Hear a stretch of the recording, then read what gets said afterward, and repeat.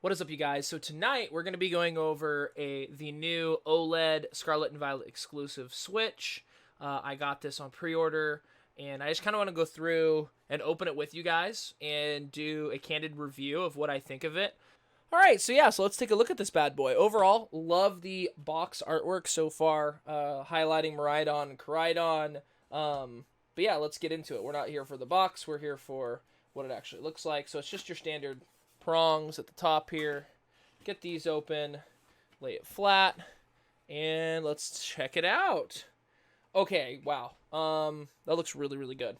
So first of all is the unit itself. The back has some really solid artwork on it. Looks like you got Fuecoco and some of the starters. Kind of an edgy, like, punk theme to it. Really like that console. Let's check out the Joy-Cons.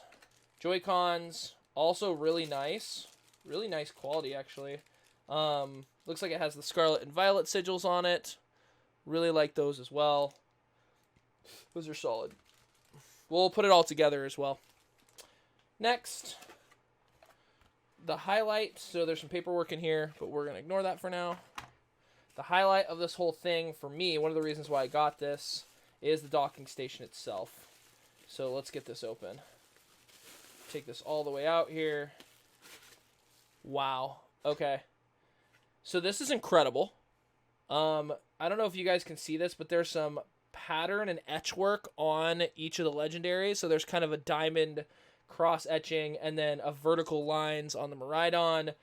This is really nice. Wow. And then the back, really nice as well. Got the Pokeball. It's the standard OLED, so comes right off. And then you can just put it right back on like that. So the docking station is fantastic. One of the highlights for me. So we'll set this off right here. And then let's see what else is in the box. So it comes with your standard charger. That's that. It also comes with, it looks like an HDMI cable, which is really nice. So it comes with an HDMI cable.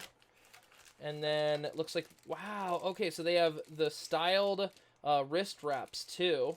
That match the color of the Joy-Con, so we'll have to put those on as well. And, oh, this is what the Joy-Cons would go in if you were playing as if it were a controller. And very standard. This is just standard to me. Really nice, though. But kind of nothing special there. And that's everything in the box. Okay, so next what we're going to do is we're going to assemble this bad boy and see what it looks like all put together. So let's get the console itself out. The quality on these OLEDs are really nice. I really like that. So get that out. Get the right Joy-Con. Put that in there. Did I put it in? I did. This is the left Joy-Con. Sorry. Put that in there. Let's get the right Joy-Con out.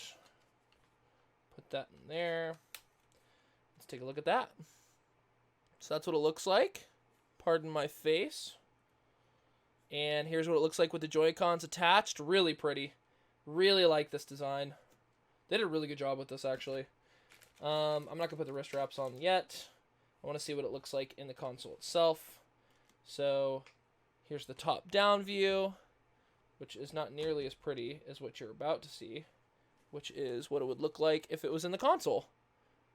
Really pretty. Really, really like this. Really, really like this overall. Wow.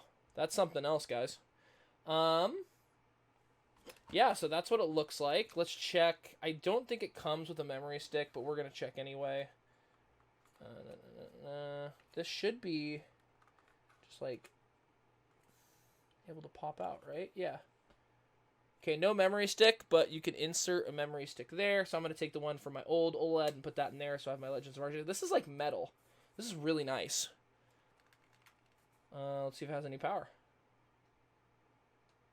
Oh, it does. We have power. Okay. See what it does. Nice. Volume's super solid. Really like those speakers. And it takes you straight into setup. Let's agree to that. Very nice.